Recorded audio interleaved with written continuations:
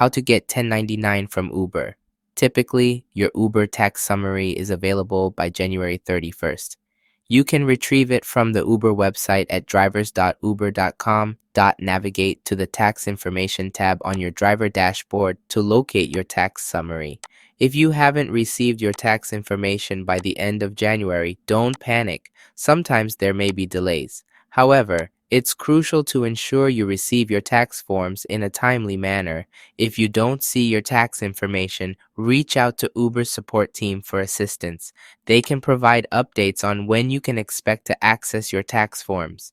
Once you've obtained your Uber tax summary, review the income information provided on your 1099 forms. This document will detail your earnings from rideshare driving or delivery services throughout the tax year. With your 1099 form in hand, you can accurately report your income to the IRS.